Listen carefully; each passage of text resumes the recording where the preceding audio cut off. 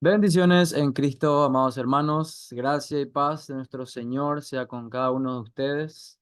Este día estamos aquí para seguir honrando y glorificando el nombre de nuestro Trino Dios al estudiar su escritura inspirada, inerrante, infalible y suficiente para equiparnos y hacernos conforme a una vida piadosa y también conforme a la estatura de Cristo. Así que ese es nuestro objetivo también hoy, seguir creciendo en la gracia y en el conocimiento que nos acerca cada vez más a la estatura de Cristo. Pues bien, estamos en esta siguiente, ya en esta lección 2 donde vamos a seguir estudiando la historia primigenia. Recuerdan que en el episodio uno, la lección uno, digo bien, estábamos estudiando cómo Moisés escribió sobre el capítulo uno y parte del 2 para alentar, animar al pueblo de Israel que estaba saliendo de la esclavitud de Egipto en dirección a la tierra prometida. Pues bien, ese mismo tema sigue, pero ya un poquito más adelante, ya con lo que vemos aquí, que es al encuentro del paraíso perdido. Vamos a ver aquí un poquito, que en esta lección vamos a aprender cómo, un segundo. En esta lección vamos a ver cómo Moisés escribió acerca de cómo fue que Adán y Eva perdieron el paraíso, y esto es con el fin de estimular a Israel a analizar y revertir los pasos de Adán y Eva, esos pasos que dieron en el huerto del Edén. Así que Moisés escribió esto primeramente para aquella audiencia primaria que era la gente que había salido de Egipto. Le quería animar al contarle la historia de la creación, de la historia del mundo, darle el verdadero registro de lo que había acontecido en la historia del mundo, de la creación del universo, pero no solamente con fines informativos o intelectuales, sino también con fines prácticos, es decir, motivarles, animarles a que sigan o que hayan seguido en fe, que hayan seguido creyendo en las promesas de Dios. Y siempre Moisés estaba escribiendo con estos paralelos, estimulándoles a ellos que vean hacia atrás, que vean un poco cómo Adán y Eva caminaron al principio, cómo el Señor también creó del caos, cómo hizo orden y también cómo los trajo de Egipto, que era el caos, hacia la tierra prometida, que es el orden del Señor, el Sabbat, el reposo, la tierra prometida, el Edén.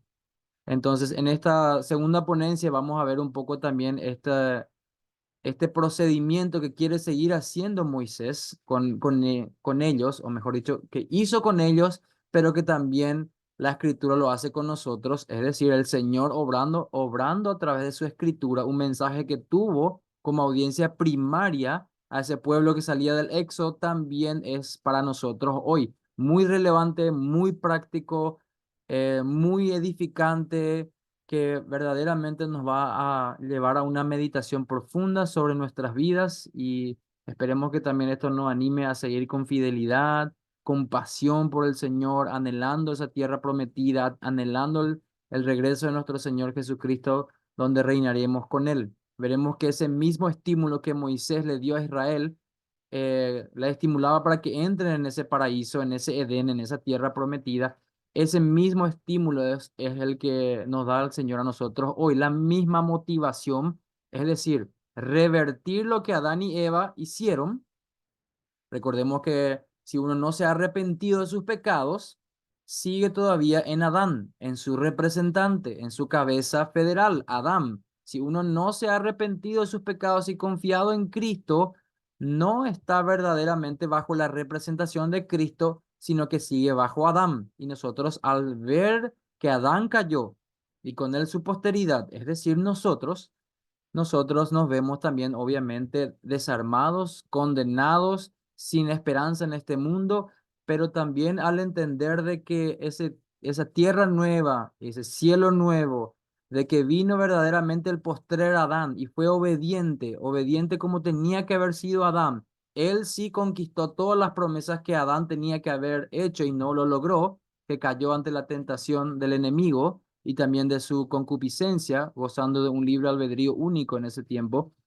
Nosotros hoy venimos con ese mismo espíritu, queriendo recuperar ese paraíso perdido. De ahí que viene nuestro título, que se llama Al encuentro del paraíso perdido. Ahí es donde nosotros queremos ir. Queremos rememorar lo que pasó en esta historia primigenia. Queremos ir en pos de este paraíso que el Señor nos habla, nos motiva, nos alienta para ir caminando en este peregrinaje santo a la ciudad celestial que el Señor promete darnos juntamente con Él, con Cristo nuestro Rey. En esta lección, aquellos que han leído el material, escuchado el audio o visto el video, se han dado cuenta de que esta lección tiene tres pasajes principales, tres partes principales, digo bien.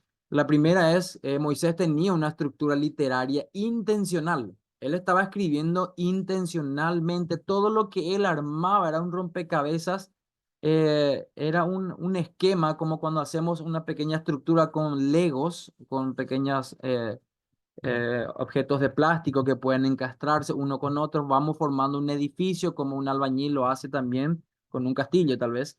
Entonces Moisés también tenía una idea con la estructura literaria que estaba usando. Y esa estructura tenía un significado original, es decir, para la gente que estaba en el Éxodo iba a recibir ese escrito de Moisés, y iban a ser animados, alentados, y también iba a haber paralelismo entre lo que sucedió con Adán y Eva. Pero no solamente se queda ahí en el pasado con Moisés y el pueblo del Éxodo, sino que también nos guía a nosotros a aplicar estos principios trascendentes, es decir, que pasan de ese tiempo, de esa circunstancia y llegan a nosotros con paralelos muy prácticos y muy útiles.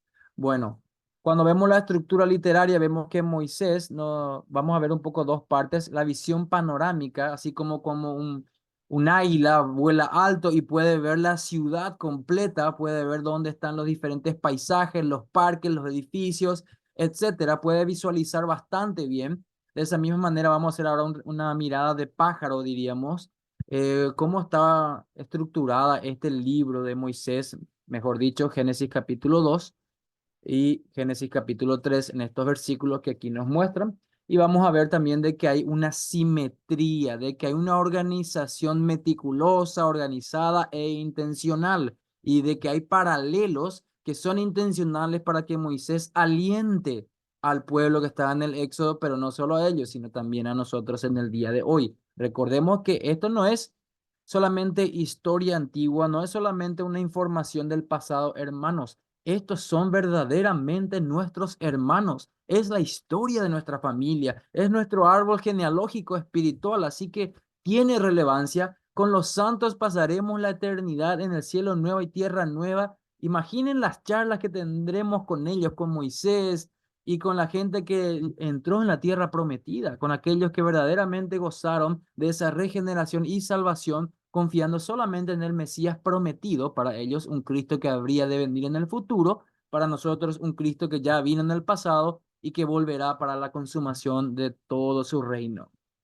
Pues bien, en esta visión panorámica vamos a ver un poco como en este libro de Génesis, en este capítulo 2 específicamente, al principio nos muestra en el huerto cómo el Señor puso a Adán y a Eva ahí en el huerto y cómo ellos gozaban verdaderamente de tantos privilegios, de una tierra sin ningún caos, una tierra ordenada, una tierra bendecida, una tierra que producía fruto. No necesitaban de nada en ese tiempo. Verdaderamente fueron privilegiados a tal punto que nosotros no podemos entender completamente todo lo que se perdió en esa caída, ¿verdad? Ellos disfrutaron de un mundo perfecto, ideal, pero sabemos que luego vino la caída, sabemos que hubo una maldición y que luego el Señor los echó del huerto. Y de eso se trata esta estructura literaria. Todo el libro de Génesis, como vemos en estos capítulos, hablan de eso. Todo empezó ahí en ese huerto, en el jardín, ahí donde el Señor puso a su imagen y semejanza a Adán y Eva y les dio la mayordomía de llevar adelante el mandato cultural, es decir, someted la tierra y sojuzgadla, id y multiplicaos y tener dominio sobre las criaturas, lo que se conoce como el mandato cultural, que hasta hoy sigue vigente para nosotros. Tenemos dominio sobre la creación, tenemos mayordomía. Por eso no somos iguales que los animales. Por eso el Señor demandará de nosotros qué hemos hecho para cuidar de este planeta y de los animales y de todo lo que está a nuestro alrededor. Así que esto es lo que pasó al principio, esto es lo que está haciendo Moisés, está haciendo un recuento histórico y esta es la estructura que muestra en el libro de Génesis capítulo 2 versículos del 4 y luego va hasta el capítulo 3 y hasta el versículo 24. Esta es la estructura entonces, a lo conocido para todos nosotros. ¿Qué estaba pasando aquí? A ver, ahora que ya vemos un poco entonces cuál es la estructura, cuál es la simetría, dónde está el paralelismo, en qué se parecen estas partes. Y bueno, veamos un poco cómo Moisés, al escribir estos capítulos 2 y 3 de Génesis, hace paralelos entre el principio y el final, pero también lo hace en las partes medias. Veamos un poco al principio y al final. Vemos aquí como en la parte del principio, en el capítulo 2 versículos del 4 al 17 y luego ya en el final de este pasaje, versículo 3 del 22 al 24, Moisés tiene verdaderamente intencionalidad al mostrarles a ellos de que estaban en un lugar, al principio, aquí hay un contraste fuerte, que antes estaban en el paraíso, hermoso, perfecto, en armonía y en comunión con el Dios Trino, pero luego fueron echados. Hay una gran diferencia, hay un contraste enorme ahí. Y esto refiriéndonos al lugar. Al principio habla del lugar, también habla del lugar. Obviamente, al principio es todo hermoso, todo bello, al final no, siendo expulsados. También al principio vemos que Moisés les habla a ellos del árbol, del conocimiento, del bien y del mal. Esto aparece en el principio, pero ya al final de la narración hay un contraste con el árbol de la vida. Sabemos que ellos probaron solamente de un árbol, que es del conocimiento y de bien y del mal, y ahí tuvieron noción o convicción de que estaban desnudos, estaban en vergüenza, entró el pecado, las consecuencias, se dieron cuenta de que verdaderamente algo había cambiado. Pero ya el Señor les sacó del huerto antes de que llegaran a comer del árbol de la vida, con lo cual obviamente tendrían la vida eterna. Así que si bien el Señor puso a Adán en ese pacto adámico bajo una prueba de obediencia, una prueba de lealtad, que tenía sus condiciones de bendición y también de maldición, pero como sabemos, tristemente, trágicamente, fue de maldición en ese momento. También Moisés, al principio y al final, habla de esta comisión que al principio había labor en bendición, es decir, cuando Adán, antes de que él haya pecado, él ya estaba trabajando. El trabajo no es una consecuencia del pecado. A veces creemos de que el trabajo es tedioso, es frustrante, es una maldición. Y hoy en nuestra cultura se habla tanto, es retírate ya a los 20 años. Aquí está el negocio que te va a hacer millonario para que vos puedas vivir tu jubilación temprana y no tengas que trabajar un solo día más de tu vida. Ese tipo de engaño de la serpiente hay muchísimos hoy, haciéndole creer que a la gente de que el trabajo es una maldición. Pero hermanos, Adán ya estaba trabajando antes de desobedecer, estaba poniendo nombres a los animales, estaba como mayordomo del Señor al cuidado de su huerto, así que no fue una maldición el trabajo, sino una bendición. Pero luego vemos que al final, después de que él cayó, desobedeció, vino la maldición, vino que ahora ya el trabajo iba a ser gravoso, le decía el Señor a Adán que con su sudor y con esfuerzo la tierra le daría los frutos, espinos y cardos, decía, ¿verdad? Que le iba a dar con mucho esfuerzo, no como al principio. Eso vino como resultado de la maldición que también afectó la creación, en este caso el tema del cultivo, de la plantación y de la cosecha.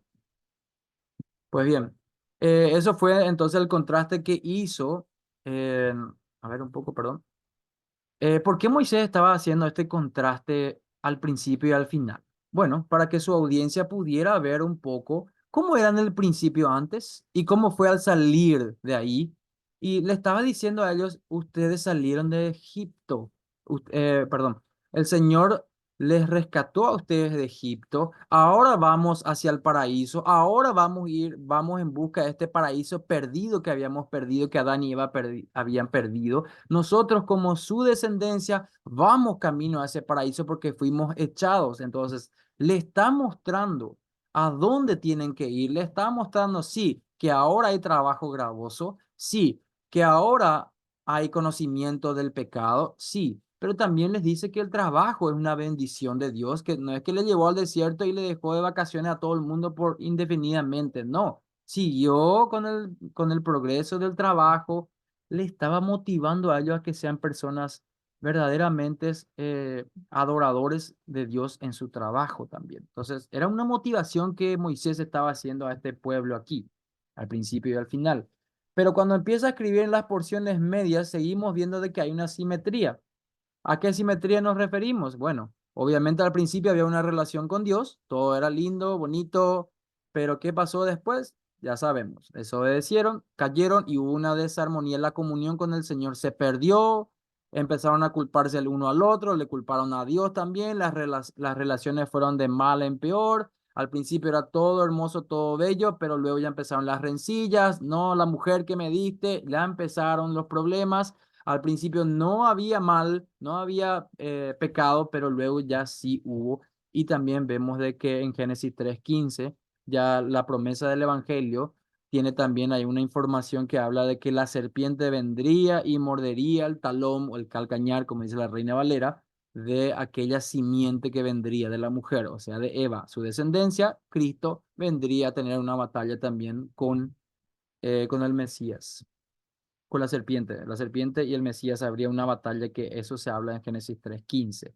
Así que Moisés le está diciendo que esto va a continuar, esta relación con el mal, se perdió el paraíso, vamos a estar en pecado, vamos a trabajar en contra del pecado, el pecado no va a desaparecer aquí todavía, ya salimos de Egipto, sí, vamos hacia la tierra prometida, sí, pero vamos a batallar con el pecado, vamos a batallar con las rencillas, vamos a batallar con los problemas familiares, con los problemas sociales, van a haber problemas, pero vamos de nuevo a recuperar aquello que perdimos. ¿Qué es eso? La armonía, el éxtasis, o mejor dicho, una relación armoniosa con el Señor, sin peleas, totalmente en comunión, en coinonía, y el mal ya no será más. A eso vamos, a eso, esa es nuestra motivación, expandir el reino de Dios y hacer que su reino sea visible en esta tierra. Eso es lo que Moisés quería motivarle a ellos e indirectamente a nosotros también. En el medio de problemas, en el medio de batallas, en el medio de falta de armonía con las relaciones que tenemos, el Señor nos anima a mirar atrás y ser motivados de que tenemos que recuperar este paraíso, de que tenemos que tener los ojos puestos en Cristo nuestro Rey y su reino que viene, su reino que se ha acercado, su reino que ha sido inaugurado, su reino que sigue continuando y su reino que ha de venir. Esa es la motivación que tenía Moisés en esa estructura literaria, motivarles a ellos, mostrarles verdaderamente esa comparación. Antes fue así, así como Adán y Eva perdieron ese paraíso y luego tuvieron que seguir trabajando para intentar recuperar ese paraíso. De esa misma manera también seguimos nosotros. Así que Moisés no le pintó a ellos un panorama fatalista donde se fue todo ya, se perdió todo, ya no hay más nada que hacer. No, al contrario, les motivó de la misma manera como le motivó al pueblo de Israel que salía de Egipto y estaba en el desierto, esa primera generación, les motivó a que estén en fidelidad, en fe. ¿Cuál es el significado original de lo que Moisés escribió en estos capítulos? Veamos ahora. Le estaba mostrando cómo este huerto del Edén iba camino al éxodo y a la conquista, es decir, salían ellos de Egipto, habían perdido el paraíso, bueno, no, Egipto no era el paraíso, sino que Adán y Eva habían perdido este paraíso, y Moisés le dice a ellos, nuestros antepasados perdieron este paraíso, pero ellos siguieron caminando, siguieron peregrinando, y de la misma manera nosotros hoy que estamos en este éxodo, vamos hacia la tierra prometida que el Señor nos ha entregado. Esa era la motivación para la cual Moisés estaba escribiendo de esta manera intencional a este pueblo del Éxodo, pero indirectamente también es para nosotros que somos peregrinos en este lugar, que estamos peregrinando a la ciudad celestial. En este significado original, el Señor, mejor dicho, Moisés, siendo utilizado por el Señor, habla del huerto, habla de la lealtad y habla de las consecuencias. Veamos lo que dice primeramente del huerto. ¿Cuál era el significado de ese jardín, de ese huerto? ¿Cuál era la identidad y qué santidad había en ese lugar? Cuando hablamos entonces de identidad, ¿qué era este huerto? nos dice aquí de que había en este lugar, en este Edén, había un río para regar un huerto y ahí se repartía en diferentes lugares, diferentes ríos, diferentes lugares. Había oro, había también ónice, había bedelio, había metales preciosos también en este lugar. Y en Génesis 2 dice aquí, siguen nombrando lugares específicos, ríos específicos, puntos geográficos específicos. ¿Con qué finalidad? La finalidad era de que Moisés le estaba diciendo a ellos, hermanos, todo esto que les he escrito es una descripción geográfica específica para decirles de que el Señor nos está llevando a la tierra prometida, a ese lugar que hoy le conocemos como la creciente fértil, todo este lugar. El Señor nos está llevando donde verdaderamente fue el huerto del Edén. Sabemos que ese lugar obviamente no goza ahora mismo de una perfección total, pues el pecado entró al mundo y con ello la corrupción y también la tierra gime, pero él estaba motivando a ir a esa tierra prometida y esa tierra prometida era una tierra física, no era simplemente una idea espiritual. A eso es lo que queremos llegar. Cuando le habla entonces de este lugar, el Señor le está diciendo, esto es lo que nuestro Dios le prometió a Abraham, le prometió una descendencia en ese pacto abrahámico, le prometió hablando bien específicamente de ríos, aquí está el río de Egipto, hasta el río Grande, hasta el río Éufrates, lugares específicos, es decir, Moisés no le estaba tirando mera poesía a ellos para que se animen, le estaba hablando de lugares que existían ahí que es en la creciente fértil. Vamos hacia ahí, anímense en un lugar real y ahí le da prácticamente coordenadas geográficas de este lugar. Así que era una gran motivación. Eso en cuanto a lo que se refiere al huerto, que era verdaderamente un lugar físico. No es que el huerto de Edén quedó allá en las nubes, allá fuera del planeta. No, fue aquí en esta tierra que luego va a ser transformada, sabemos, es un lugar físico terrenal con ubicación. Pero, ¿qué significaba este lugar entonces? ¿Cuál era el significado de este lugar? Pues bien, cuando vemos que Moisés empieza a hacer paralelos, empieza a mostrar de que Dios se paseaba en ese huerto, en ese Edén, y cuando le está llevando a los israelitas por el desierto, les prepara el tabernáculo y les dice que la presencia del Señor está en ese tabernáculo de la misma manera como estaba en el Edén. Empieza a hacer los paralelismos mostrándoles y animándoles y diciendo, este tabernáculo que el Señor me instruyó para hacer para ustedes hoy es una representación gráfica de lo que Adán y Eva también gozaron en su tiempo en comunión con el Señor. Así que cuando entren aquí es un lugar santo y sabemos lo que había dentro del tabernáculo. Bueno, y ahí están los pasajes que nos indican esto. Otra característica que también había en ese lugar era el árbol de la vida. Sabemos muy bien eso, el árbol de la vida estaba en el Edén y el Señor le sacó a Adán y Eva rápido antes de que coman de eso y tengan vida eterna. Y cuando vemos también en este tabernáculo, vemos un poco, si conocen el candelabro de la menorá, vemos que tiene una forma de árbol también con ramas. Entonces, esto también era parte de la decoración que estaba dentro del tabernáculo. Es decir, que el israelita sabía de que ahí había una representación visual del mismo árbol que estaba también en la vida. En este lugar sacrosanto había algo que le recordaba al Edén y le traía a meditar en la presencia del Señor, que también había ahí metales preciosos, como recién habíamos visto, oro y ónice, también habían en el Edén, lo había.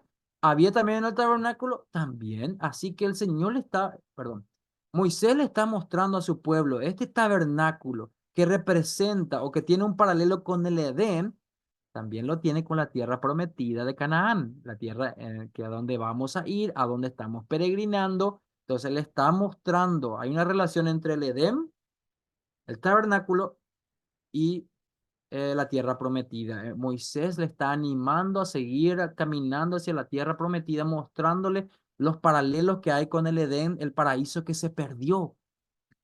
Son como pequeños recordatorios. También querubines. Sabemos que cuando Adán y Eva fueron echados del huerto, el Señor puso querubines para guardar con espadas de fuego y todo eso, efectos especiales y todo. Ahí el Señor puso estos querubines para resguardar ese lugar de manera que ellos no comieran del árbol de la vida.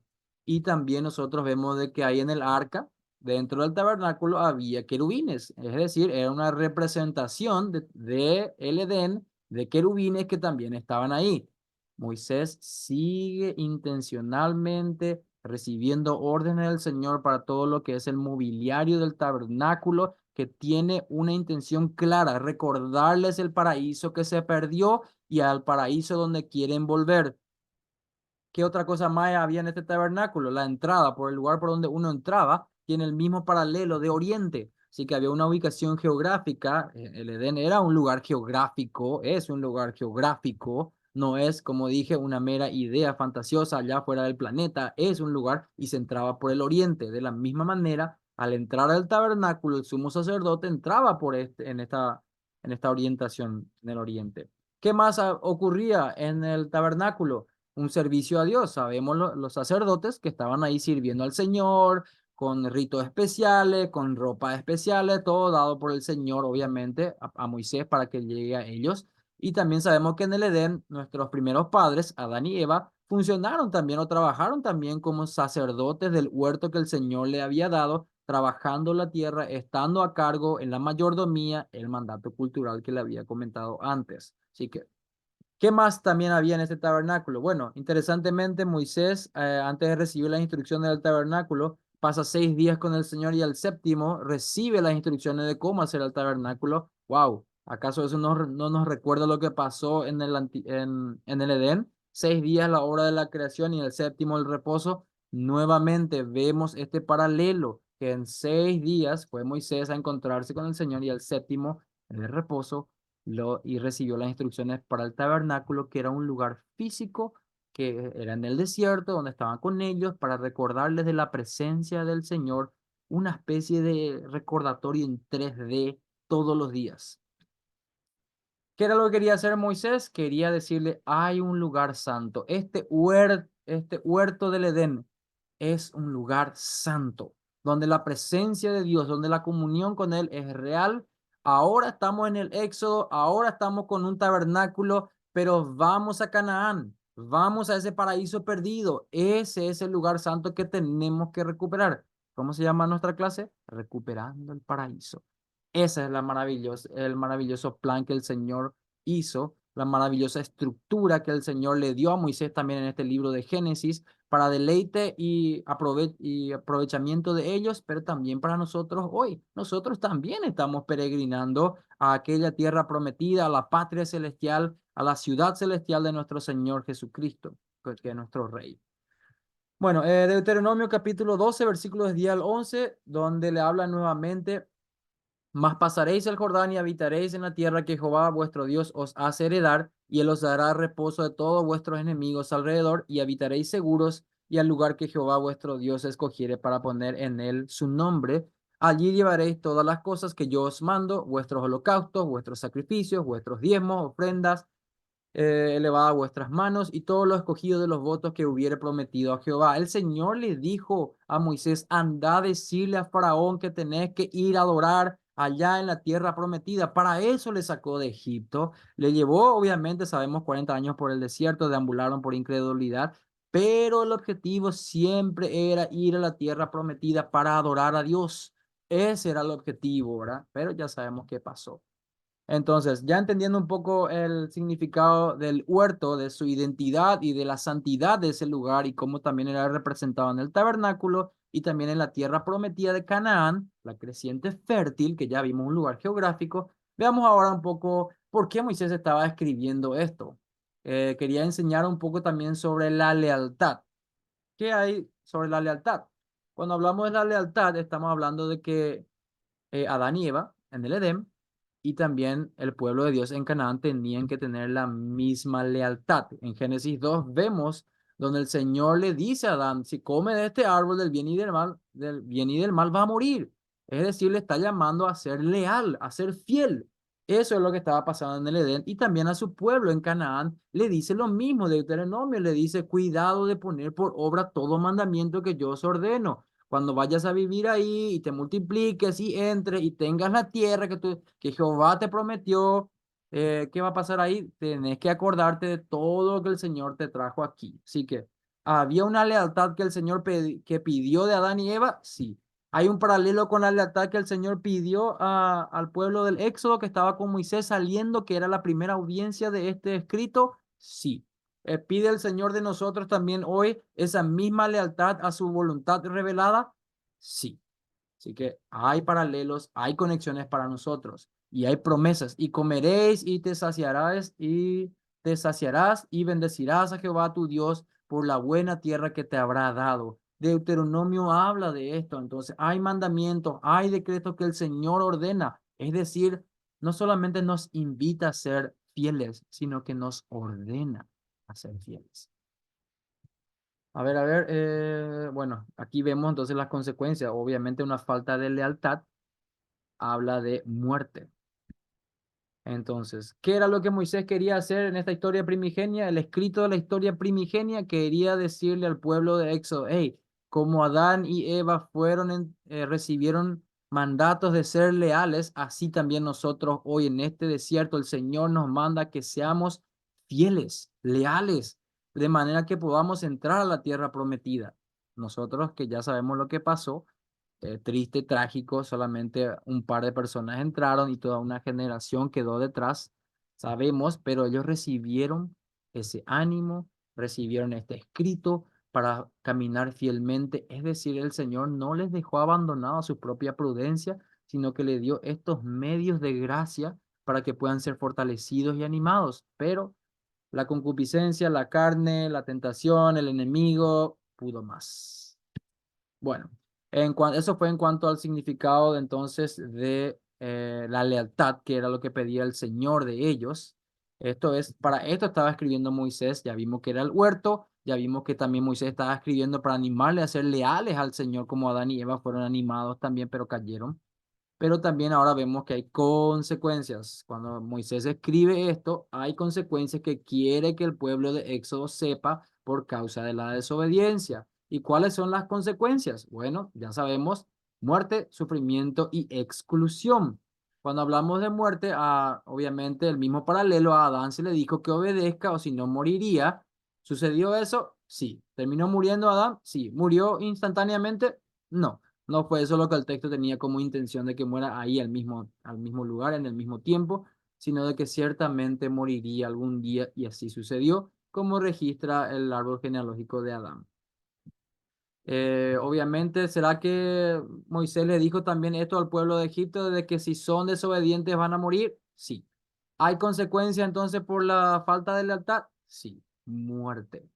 Esto es lo que estaba entonces diciéndole a Moisés a ellos, de que la muerte entraría como entró en Adán y Eva, también entraría ellos si no obedecían. Para nosotros que ya sabemos lo que sucedió, tristemente sabemos que no entraron a la tierra prometida toda una generación, que sus cuerpos quedaron en el desierto, como dice Hebreos, el libro de Hebreos. Así que el Señor nos ayude y tomemos esto como un mal ejemplo para no experimentar esto, la muerte.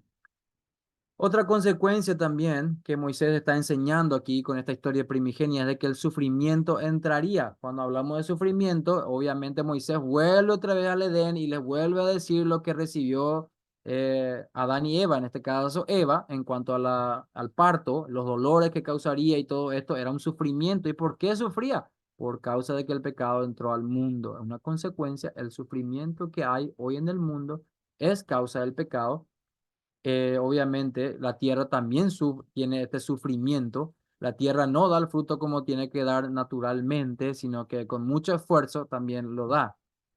¿Y será que Moisés hizo lo mismo también con el pueblo de Israel? Sí, les dijo, cuando ustedes entren ahí, vas a sembrar tu semilla, vas a regar, vas a trabajar por la tierra. Bueno, y sabes que la tierra te va a dar problemas, te va a dar lucha, pero luego te va a dar el fruto, pero con mucho esfuerzo. Es decir, de que hay un sufrimiento para que la tierra te dé fruto, tenés que trabajar mucho, lo mismo que hoy. Nosotros tenemos que esforzarnos y trabajarnos y agotar, diríamos que todos nuestros recursos para trabajar también y dedicarnos al Señor y adorarle de esta manera. ¿Y he sufrido el trabajo? Sí, hay un desgaste físico, mental, emocional, con todo tipo de trabajo que se realiza, trabajo decente, obviamente.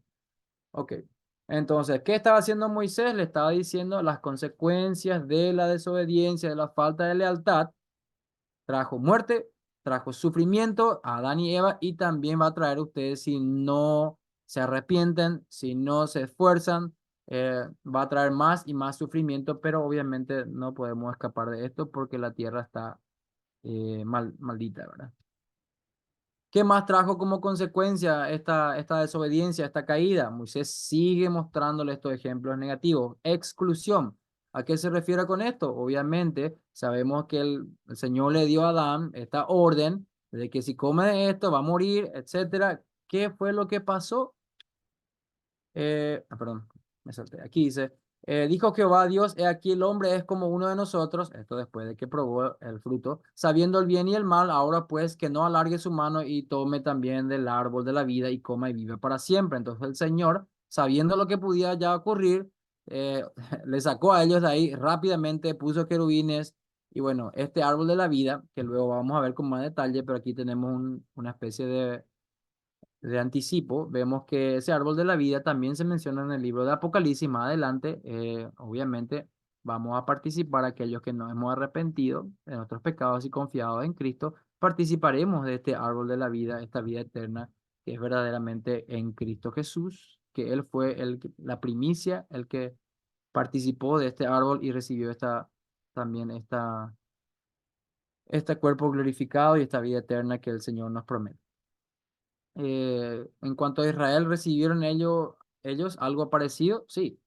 En Deuteronomio 30 les habla a ellos diciéndole: delante de usted está la vida y la muerte, la bendición y la maldición. Elige hoy la vida para que tú vivas, tú y tu descendencia, amando a Jehová tu Dios, atendiendo su voz. Es decir, le llama la obediencia. Le llama a ellos y le dice: antes de entrar en esta tierra prometida, o mejor dicho, estando en la tierra prometida, perdón, antes de entrar en la tierra prometida, le dice que obedezcan, que anden en fidelidad. Esto es lo que le está diciendo entonces Moisés, así como Adán y Eva, que casi participaron de esta vida eterna al comer del árbol, ustedes también hoy tienen que caminar fielmente porque el Señor va a dar vida, va a dar de este árbol acá al que venciere al final de los tiempos. Así tienen que perseverar, así tienen que ser animados y motivados a caminar con el Señor. Bueno, hasta aquí he llegado entonces la estructura literaria y el significado original. Antes, a ver un poco. Perdón, me falta consecuencias. Hablé entonces del huerto, la lealtad y ahora, no, consecuencias ya hablé, perdón, ahí ya terminé esa parte. Antes de entrar en la guía de aplicación, aquí, ¿hay alguna consulta? ¿Hay algún comentario enriquecedor para este tiempo? Abro el micrófono sobre la estructura literaria, sobre el significado que Moisés estaba dándole al pueblo de Israel. ¿Hay alguna consulta sobre esto? Abro el micrófono unos minutos.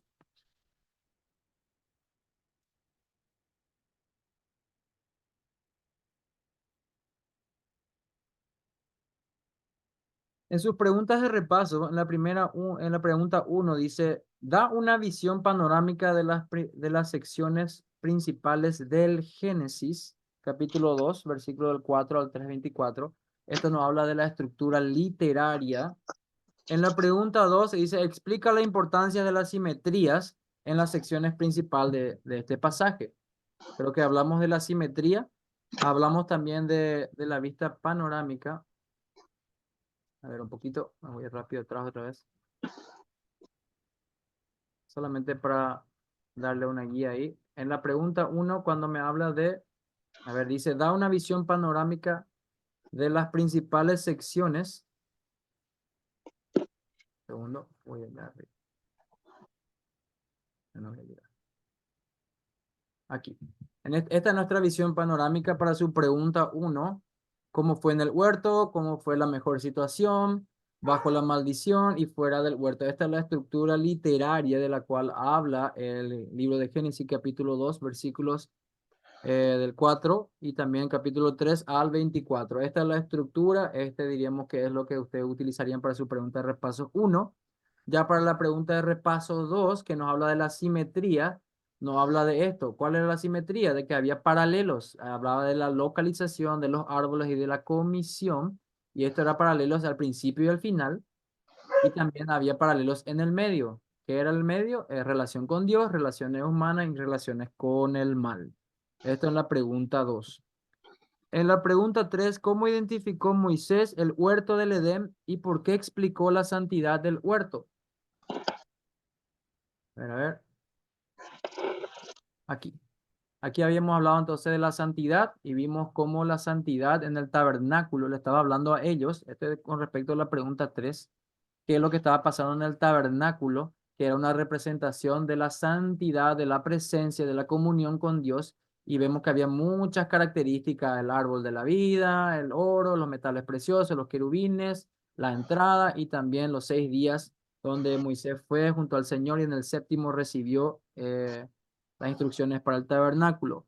Pregunta 4, explica cómo Moisés describió el motivo de lealtad tanto en Edén como en Canaán. Motivo de lealtad. Aquí hablábamos recién de la lealtad como una lealtad en el Edén, es decir, que a Adán y Eva se le pidió lealtad y también al pueblo en Deuteronomio también se le está pidiendo lealtad.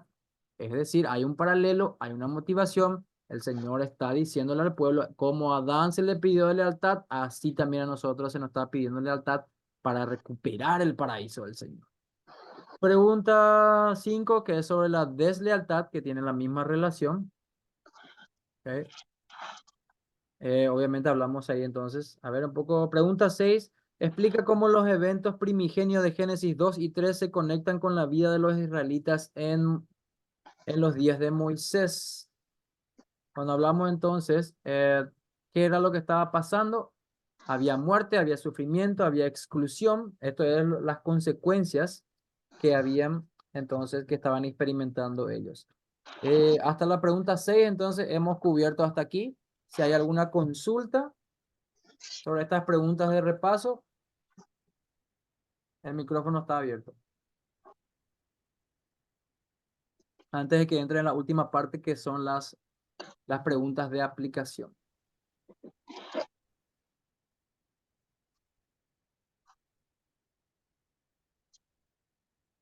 Perdón. Aquí. Esto es lo que estoy haciendo. Pregunta 1, da una visión panorámica de las principales secciones. Ya vimos eso, que era lo que pasó en el huerto. Al principio todo lindo, cayó, etcétera.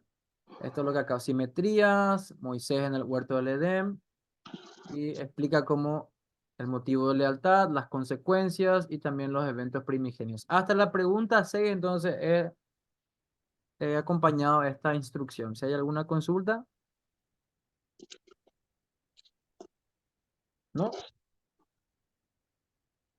Bueno, vamos entonces ya a nuestras. ¿Cómo esto se conecta a nuestra vida? Hoy, creyentes del nuevo pacto. ¿Qué tiene que ver con nosotros esto? Que Adán y Eva cayeron, se le pidió lealtad, que entró la muerte, el sufrimiento, las penas. ¿Qué tiene que ver con nosotros? Ya sé que hay un paralelo también con Moisés y el pueblo del Éxodo en el desierto y que le estaba animando para que entren en la tierra prometida. Ya sé también qué pasó. La Biblia habla de lo trágico que fue eso. Incluso en el Nuevo Testamento, en el libro de Hebreos y en el libro de Corintios también 10 nos habla de que estos se escribieron como ejemplo, que no seamos como ellos. Incluso se le utiliza como ejemplo negativo. No seamos como ellos, no seamos como el pueblo que se levantó a jugar y muchas cosas más, al entretenimiento y tantas cosas que el Nuevo Testamento hace alusión o trae a colación lo que pasó con este pueblo en el desierto: incredulidad, rebelión y muchas otras cosas más. Eso en cuanto a ellos. También hubo una aplicación. A ver, el ejemplo de Adán y Eva. Moisés lo utiliza para dar ánimo y también amonestación, también advertencia al pueblo que estaba en el Éxodo. Listo, entendimos eso. Pero después en el Nuevo Testamento, para las personas que estaban retrocediendo, que era la audiencia de Hebreo, del autor de Hebreos, gente que era judía, que luego vino al cristianismo y sufrió persecución y dijeron, ay no, voy a volver nomás otra vez a ser judío para no ser perseguido. Total, cuando era judío tenía salvación. No. Si ya vino Cristo, si ya te arrepentiste y confiaste en Él, no podés volver atrás. También le estaba el libro, el autor de Hebreos, así como Pablo, En 1 Corintios 10 también está aplicando a esos creyentes de primera generación, perdón, de primer siglo. Allá un poquito después que el Señor ascendió a los cielos, bueno, Pablo en la iglesia aplicó estos mismos textos del Antiguo Testamento, el ejemplo de Moisés en el Éxodo, su incredulidad, el ejemplo de Adán y Eva también se aplicó a esos creyentes de primer siglo. Así que vemos como hay algo cíclico que se va aplicando, que salió del Edén, que fue al Éxodo y que también fue al primer siglo en la iglesia primitiva, pero ahora también a nosotros. Y aquí es donde vamos a llegar. Ok, ¿qué tiene que ver con nosotros? Estamos hablando nosotros del reino de Dios. El tema macro, el tema que permea toda la escritura es el reino de Dios. Y a ver un poco cómo tiene que ver esto con nosotros. Bueno, sabemos que en Marcos 1:15, en Marcos 1:15, tenemos donde el Señor Jesucristo dice, el reino de Dios se ha acercado o está a la puerta, arrepentíos y creed en el Evangelio. Es decir, se ha inaugurado.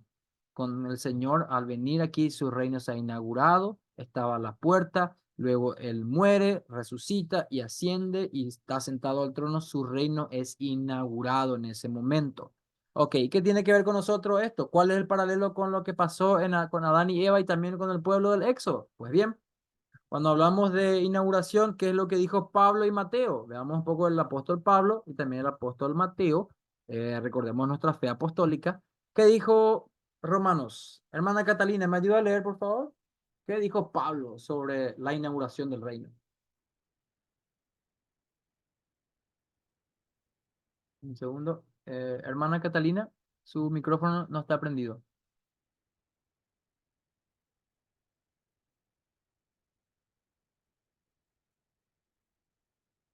O es el mío el que no está funcionando. Creo que se colgó ella, hermano. Ah, ok. Bueno, adelante, hermana Mariam. Reinó la muerte desde Adán hasta Moisés, aun en los que no pecaron a la manera de la transgresión de Adán, el cual es figura del que había de venir. Amén. Aquí vemos entonces cómo Pablo nos habla de cómo este reino fue inaugurado y nos habla de aquel que había de venir, es decir, Cristo. Nos está hablando de que todo lo que pasó antes era una figura. ¿Y a qué se refiere con antes? Adán, esa es la historia primigenia. Moisés en el Éxodo con el pueblo en el desierto, historia primigenia. Y dicen entonces el apóstol Pablo entonces empieza a unir aquí y le quiere motivar a los creyentes en Roma diciéndole de que el reino fue inaugurado, aquel que había de venir, aquel que se le prometió a Adán en Génesis 3:15, aquel que se le prometió a Moisés, del cual el pueblo escuchó que habría de venir un gran profeta, vino hoy en Cristo, creyentes en Roma. Dejen de pelearse, sigan perseverando. Han creído en el Evangelio, poder de Dios para salvación para todo aquel que cree, pues, y también todos aquellos pasajes de Romanos que nos habla de la salvación. Si han estudiado el libro de Romanos, un tratado teológico impresionante, le está hablando del reino inaugurado. De eso está hablando entonces. A ver, eso fue lo que dijo Pablo en este lugar. Voy a pedirle ahora al hermano, la hermana Andrea. Adelante, hermana Andrea. Si me puede leer, por favor, qué más dijo Pablo. A ver, micrófono. Espérame que, Ahí ya está, hermano. Ya le escuchamos. Adelante. Ahí volvió a desactivar su micrófono. Ahora, bueno, porque así, porque así como por las transgresiones de uno vino la condenación a todos los hombres, de la misma manera por la justicia de uno vino a todos los hombres la justificación de vida, porque así como por la desobediencia de un hombre, los muchos fueron hermano, constituidos pecadores. ok, Así también permiso, por hermana, la... permiso. Hermana, permiso. Mm, No sé si se ve lo que yo estoy proyectando aquí, donde dice Romanos 5:18 y 19. espérame que Aquí yo estoy Conmigo. proyectando, dice, porque así como por la desobediencia de un hombre, ¿se ve? No, no veo, hermano, porque algo pasó acá con mi... Ah, ok, No, ok, no hay problema. Te leo, Adelante, profe. adelante. Por- no veo. Porque así, porque así como la desobediencia de un hombre, los muchos fueron constituidos pecadores, así también, por la obediencia de uno, muchos serán constituidos justos. Amén. Gracias, hermano. Mm, Entonces aquí Súper. nuevamente vemos cómo Pablo en el Nuevo Testamento, con el reino inaugurado, sigue haciendo paralelos con quién, con aquel que desobedeció al principio. ¿Quién fue? Adán, ¿verdad? Y por causa de él entró el pecado, por causa de él perdimos esa comunión con el Señor. Aquí Pablo dice, bueno, pero por la obediencia de uno, el postrer Adán, ahí vamos a ser constituidos justos. Sigue utilizando, aplicando, comparando con lo que pasó con el Adán histórico, no un Adán poético, sino un personaje histórico real. Él está haciendo esto, así que tiene mucha relevancia porque habla de nuestra justicia, de nuestra justificación. ¿Qué es la justificación? El acto libre de la gracia de Dios, donde somos declarados inocentes delante del tribunal de Dios por los méritos de Cristo. Entonces, y sigue hablando y sigue comparando con lo que pasó con Adán. ¿Qué es lo que pasó ahí? Entonces, aquí podemos ver, en Adán todos hemos caído, pero yo no estuve ahí. Él era nuestro representante pactual. En él estábamos todos, él nos representaba y él falló y con él entró el pecado, ya sabemos el pecado original, con él entró la muerte, el sufrimiento, etcétera. Conocemos eso, pero aquellos que no se han arrepentido de sus pecados y confiado en Cristo siguen en Adán. Así que tiene una relevancia la historia primigenia del Génesis que estamos estudiando hoy. ¿Por qué? El que no se ha arrepentido y confiado en el postrer Adán, Jesús, y su obediencia, sigue en Adán. Pero aquel que tiene a Cristo como su representante pactual del pacto, verdaderamente él está justificado, verdaderamente tiene adopción en la familia de Dios, verdaderamente tiene el Espíritu Santo para andar en santidad, verdaderamente tiene todos los beneficios de la justificación, todo el consuelo, todas las promesas son para él, tiene vida eterna. Eso es lo que hace el Nuevo Testamento, sigue comparando con lo que pasó con Adán. ¿Por qué estoy haciendo este énfasis? Penosamente hay muchos que niegan la veracidad del libro de Génesis, en esta parte del 1 al 11, capítulos del 1 al 11, hay gente que cree que es un poema no histórico, con una enseñanza moral, así como hay pequeñas fábulas que hablan de animales hablando, más o menos así es lo que pasa en el Génesis, dicen algunos. Pero vemos de que yo no puedo, hay una relación muy fuerte entre que estoy en Cristo o estoy en Adán. No puedo yo estar en Cristo verdaderamente si mi Adán es un Adán poético, es un Adán figurativo. O sea, no es una mera lección moral, es algo que sucedió en la historia de la humanidad. Así que eso es muy importante que recordemos. Ahora, eso fue lo que dijo Pablo en cuanto a la inauguración del reino que verdaderamente tiene mucha relación con nosotros. ¿Qué dijo Mateo? Mateo, haciendo paralelos también de lo que pasó en el desierto, cuando, si conocemos la tentación del Señor Jesús en Mateo capítulo 4, recordemos que el Señor fue tentado. ¿Dónde fue tentado? ¿Dónde fue, hermana Catalina? ¿Dónde fue tentado nuestro Señor Jesucristo por 40 días?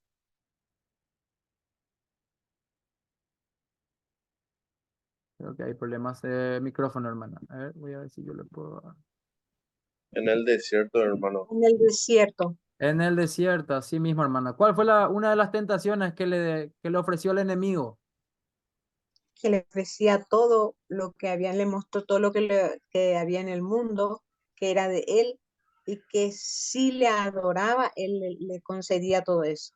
Así mismo. Es de esa misma manera también el pueblo en el desierto también tenía esa tentación de querer volver a Egipto. Recordemos que extrañaban la comida de Egipto y estaban hastiados del maná, ¿verdad? Entonces, también vemos que la tentación que nuestro Señor Jesús que pasó, era una especie de reactivación, de rememoración de lo que había pasado el pueblo de Israel en el desierto, que había sido probado esa primera generación y que no pasó la prueba.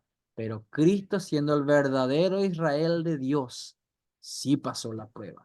La prueba del tiempo, la prueba del lugar, la prueba del hambre y también la prueba de la correcta interpretación de las escrituras. Él pasó esto y esto es lo que Mateo nos dice. Por eso trae a colación como Cristo es nuestro verdadero israelita, el verdadero que fue tentado en este reino inaugurado, nuestro rey. Fue un rey que fue tentado, así como Israel, que era hasta hoy en día el pueblo judío. Para ellos la nación de Israel es la niña obediente del Señor que está esperando el rescate, ¿verdad? Pero sabemos la historia de Israel, sabemos que más que obediencia hay desobediencia. Para nosotros el verdadero Israel de Dios es Cristo y el verdadero Israel de Dios es su iglesia, que es el cuerpo de Cristo. Así que Mateo está haciendo esto y tiene una relevancia para nosotros hoy en el reino inaugurado del Señor Jesucristo. Así que Pablo y Mateo hablan de la misma cosa. Lucas, ¿qué decía Lucas también? De cierto te digo que hoy estarás conmigo en el paraíso. ¿Qué es lo que está diciendo ahí nuestro Señor Jesucristo? Que así como Israel estaba en el desierto y se le prometió que entraría a la tierra prometida, el paraíso, pero no entró por incredulidad toda esa generación, su descendencia sí, y dos más, Caleb y Josué. Ellos sí entraron, pero ese pueblo no entró. Ese pueblo que fue tentado en el desierto no entró. Ese pueblo que quería la comida del mundo, Egipto, no entró. Ese pueblo que ya no quería saber nada de los 40 años, no entró. Pero Jesús sí venció. Por eso él sí podía prometer de que estarás conmigo en el paraíso. Él reconquistó el paraíso por nosotros. Cristo entró verdaderamente a ese cielo, a ese paraíso, él, a esa tierra prometida, a ese Edén, ahora en ese lugar donde está él. Entonces, ahora vemos entonces como Adán y Eva, sabemos, fracasaron. Israel en el desierto fracasó. O sea, ese plan, o sea, no era ese plan, ese pueblo entró en desobediencia, en incredulidad y fracasó. Pero ¿quién verdaderamente triunfó? Cristo. Lo que Israel no pudo hacer, Cristo lo logró. Lo que Adán y Eva no pudieron lograr, Cristo lo logró. Así que este reino inaugurado por nuestro rey es un rey triunfante. Este reino está siendo inaugurado por alguien que verdaderamente tiene las credenciales de un rey victorioso, del verdadero Israel de Dios, del postrer Adán, que verdaderamente obedeció y ganó y conquistó para nosotros la vida eterna. Este es el Cristo del cual estamos hablando. Ahora, otra cosa más que podemos aplicar a nuestra vida, el reino de Dios. Sabemos que fue inaugurado, pero ahora, ¿en qué tiempo estamos? En el tiempo de la continuación. ¿Cómo sabemos Gracias. eso? ¿Sí? Porque todavía no vino Cristo. Todavía no fue consumado todo. Es decir, estamos en este estado intermedio, por decirlo de alguna manera. Estamos en la continuación del reino de Dios. ¿Qué decía Pablo y Santiago sobre esta continuación del reino de Dios? A ver, voy a pedirle a alguien que me lea. Tengo tiempo, sí, tengo tiempo. A ver un poco. Hermano, a ver un poco, Jorge, adelante. Después el hermano Dylan le voy a pedir. Sí, 2 Corintios 11:3. Sí, Pero temo que como la serpiente con su astucia engañó a Eva, vosotros, en vuestros sentidos sean de alguna manera extraviados de la sincera fidelidad a Cristo. amén. Fíjense, Segunda de Corintios. Si usted lee el libro de Segunda de Corintios, va a saber qué está pasando ahí. Falsos maestros queriendo menoscabar al ministerio de Pablo. Pablo toma mucho tiempo para enseñar de que todas sus credenciales como apóstol, le dice que hay falsos cristos que están enseñando a estos falsos maestros y ustedes se están yendo en pos de ellos. Pablo le estaba diciendo a ellos que el reino de Dios está aquí, ha sido inaugurado y sigue continuando entre nosotros. ¿Y qué utiliza Pablo para amonestarles. El ejemplo del enemigo en la historia primigenia atacando a Eva.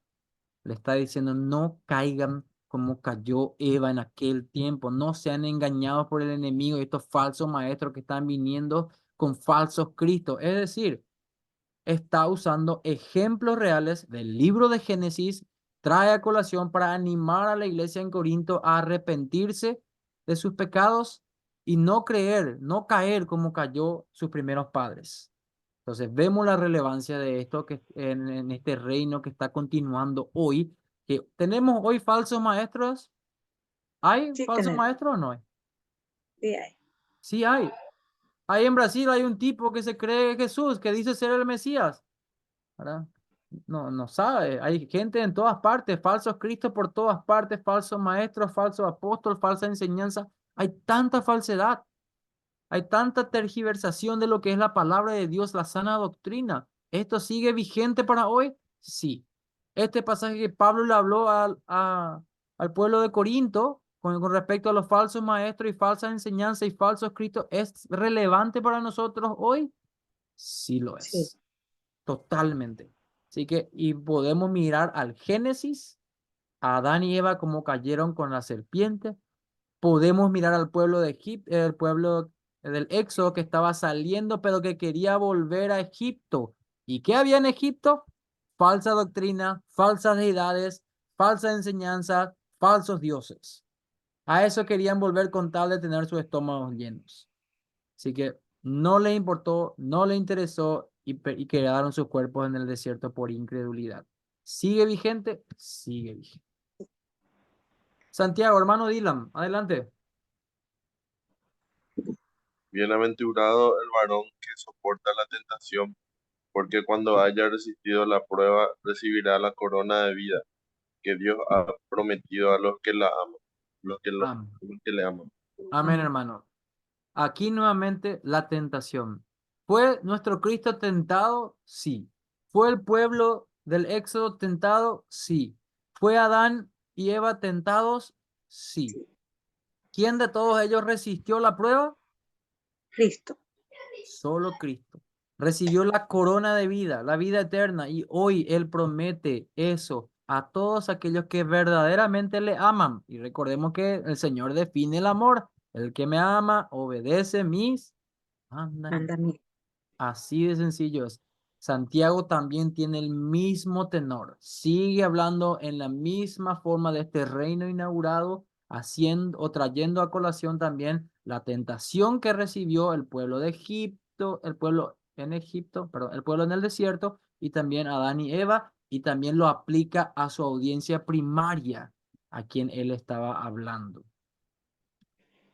Santiago, bueno, ahí habla de la tentación, de la concupiscencia, así como Adán también fue tentado en su concupiscencia, también sabemos que el pueblo de Egipto también fue tentado en su carne, todo esto dio lugar a la muerte, así que Santiago tiene el mismo tenor que otros.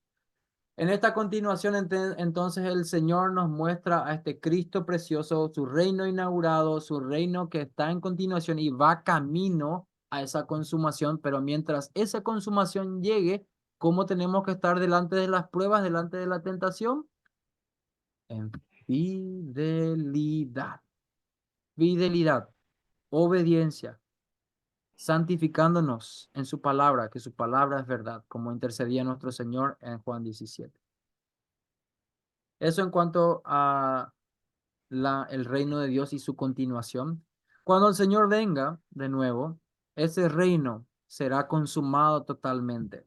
Cuando el Señor venga, pasará lo que dijo Pablo y lo que dijo Juan, Pablo en Romanos y Juan en Apocalipsis. ¿Qué dijeron ellos? A ver, escucharle a alguien más. ¿Alguien que no haya leído todavía? Adelante.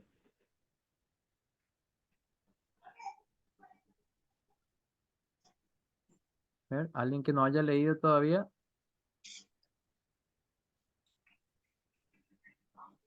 Yo no Hermano, leí todavía. adelante, adelante. Y el Dios de paz aplastará en breve a Satanás bajo vuestros pies. La gracia de nuestro Señor Jesucristo sea con vosotros. Amén. Aquí Amén. vemos entonces que dice Pablo diciéndoles, el Dios de paz aplastará, tiempo futuro, la consumación, cuando Cristo venga, en breve. ¿A quién? A Satanás. Y fíjense el lenguaje que utiliza, bajo vuestros pies. Es decir, como se prometió en el Génesis 3:15, que la simiente de la mujer, de Eva, Cristo, pisaría la cabeza de la serpiente. Así también nosotros los creyentes hemos de pisar la cabeza de la serpiente juntamente con Cristo, pues con él reinaremos. Eso es lo que nos está diciendo aquí. Qué gran motivación, qué gran anhelo pisar la cabeza de la serpiente, verdaderamente. ¿Por qué? Porque reinaremos con Cristo, estaremos en victoria y la gracia del Señor será siempre con nosotros. Así que esta consumación del reino tiene promesas de vencer al enemigo. Sabemos que la muerte también será vencida, decía Pablo en 1 Corintios 15. Siguiente. ¿Qué dice Apocalipsis? ¿Alguien que no haya leído todavía, por favor? El que tiene oído, oiga lo que el Espíritu dice a las iglesias. Al que venciere, le daré de comer del árbol de la vida, el cual está en medio del paraíso de Dios. Amén. Ahí vemos nuevamente que en esta consumación habrá que, habrá una participación. Comeremos de aquel árbol que el Señor no quiso que Adán y Eva comieran, que le sacó rápidamente del huerto para que no comieran, pero en ese día posterior, en la consumación de su reino, nosotros, aquellos que hemos de vencer la perseverancia de los santos, comeremos ese árbol de la vida. Pero ¿quién ha degustado ese árbol antes que nosotros? ¿Quién es verdaderamente quien ha vencido, ha sido probado y ha llegado a este lugar already? Ya. ¿Quién? ¿Quién será? Jesucristo. Jesús. Él ya ha participado de este árbol de la vida en su resurrección.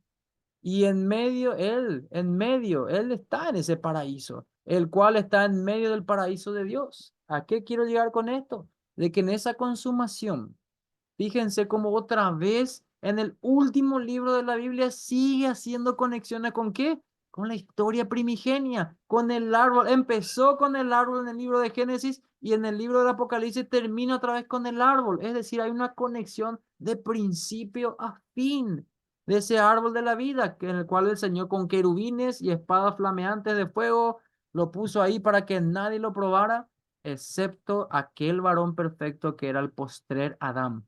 Adán fue echado, ya no hay árbol de la vida para vos, pero ese Cristo que habría de venir, que habría de representar a todos nosotros, incluyendo a Adán, obviamente ahí, en su representación ya, también entraría a participar de ese árbol de la vida en aquel día postrero. Apocalipsis 22 también nos habla de que, a ver, alguien que no haya leído, por favor.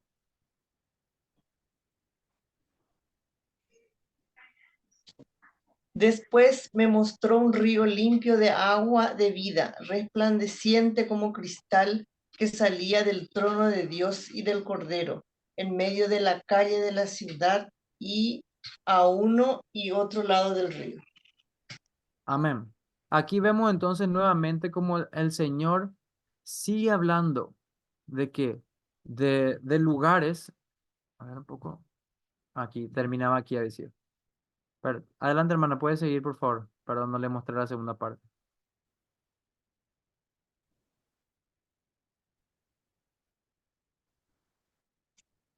Creo que era la hermana Rosa la que estaba leyendo. Estaba el árbol de la vida que produce 12 frutos, dando cada mes su fruto. Y las hojas del árbol eran para la sanidad de las naciones. Amén. Gracias, hermana. Entonces, ¿qué vemos aquí? En el libro de Apocalipsis vemos otra vez este árbol con características específicas. Ups, perdón. Entonces, aquí en esta visión que recibe el apóstol Juan, ve ciudades, ve al Cordero, ve ríos, pero también ve el árbol de la vida del cual se habla en el libro de Génesis, es decir, la historia primigenia. Vemos otra vez cómo la historia primigenia tiene una trascendencia tan, tan importante que llega aún hasta el libro del Apocalipsis para dar consuelo a aquellas personas que estaban pasando persecución. Si usted conoce el libro de Apocalipsis, sabe que la intención era dar consuelo a aquellos que estaban pasando persecución, aquellos que no estaban en su primer amor, aquellos que estaban lidiando con falsos maestros, falsa influencia, le estaba animando. El libro de Apocalipsis no es un libro morboso sobre eventos, eh, bueno, no quiero entrar en muchos detalles, pero es más de consuelo, de ánimo. Para eso se escribió el libro de Apocalipsis. No es un código indescifrable que solamente algunos pueden lograr. No, se escribió para que lleguen a consuelo, para que lleguen a ser motivados a seguir perseverando. Para eso se escribió Apocalipsis. En esa consumación, a ver, creo que tengo un micrófono abierto. Bueno, en esa consumación final, ¿qué es lo que tenemos ahí? Vemos como Satanás es aplastado. Vemos otra vez que el árbol de la vida está ahí. ¿Y dónde apareció eso al principio? En el libro de Génesis, en el libro de la historia primigenia. Así que, ¿tiene relevancia la historia primigenia con toda la narración de la Biblia? ¿Con el reino consumado? Sí. ¿Con el reino inaugurado? Sí. ¿Con la continuación de hoy? Sí. Esto es lo que estamos aprendiendo. Esto es lo que vimos en esta segunda lección. Hemos estudiado la estructura del libro, cómo Moisés hizo estos paralelos, estas simetrías, esta estructura. ¿Cuál era el significado para las primeras personas que recibieron esto, la gente del Éxodo a cargo de Moisés en ese tiempo? Pero también cómo nosotros aplicamos a nuestra vida esto. Y como conclusión, decimos que en esta lección hemos visto que Moisés escribió de Adán y Eva en el huerto. ¿Para qué? Para ayudar a los israelitas en tanto que iban avanzando rumbo a la tierra prometida. Moisés no hay que le llenó nomás la cabeza de historias o de hechos sobre la creación del mundo, sino que les llamó ¿a qué?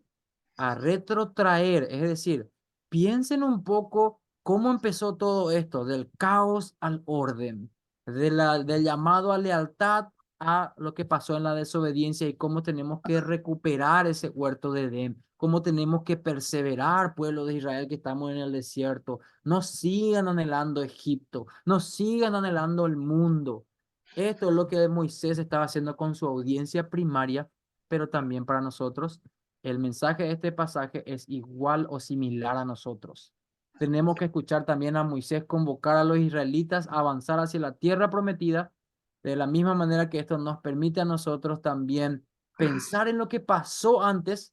Pablo decía eso, estas cosas se escribieron como ejemplo para ustedes y mirar que no caigamos en el mismo pecado de Adán y Eva, que no caigamos como cayeron también el pueblo de Israel en el desierto, sino que verdaderamente estemos en fidelidad, caminando y perseverando en el Señor, fieles a Cristo, que es nuestro Rey que ha inaugurado y que estamos ahora en la continuación de su reino y estamos anhelando la consumación de su reino para así recuperar ese paraíso perdido que Cristo recuperó por nosotros. Amén.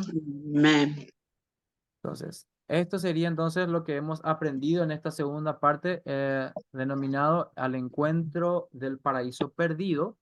Solamente a manera de repaso rápido, vimos esto: Dios puso a Adán en el huerto, le dio un lugar para vivir y trabajar. Adán estaba solo, le dio una compañía. ¿Qué pasaba también ahí? Había la serpiente, había la tentación, había consecuencias. Esta es una vista panorámica de lo que pasó al principio. Había contrastes, obviamente expulsión, árbol de la vida, el trabajo también fue afectado, las consecuencias del pecado afectó a todos, a la relación con Dios y también entre nosotros mismos también fue afectado, pero hubo la promesa del Evangelio de Génesis 3:15, cuando habría de venir la simiente y heriría al enemigo, pero también nosotros sabemos que también con Cristo venceremos al enemigo en el día postrero. Esto es entonces el significado de lo que Moisés estaba haciendo para el pueblo de Israel. Es algo práctico para la fe, es algo que verdaderamente ocurrió y que involucraba también para ellos. Salieron de Egipto para ir hacia la tierra prometida, así como nosotros fuimos sacados del mundo y llevados a la iglesia. De esa misma manera también nosotros tenemos esa conexión.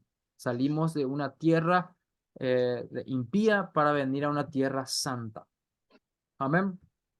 Amén, profe. Hasta aquí llegamos por hoy entonces. A ver un poco, voy a mirar un poco mi asistencia. Ok, súper, estamos todos todavía. Ok.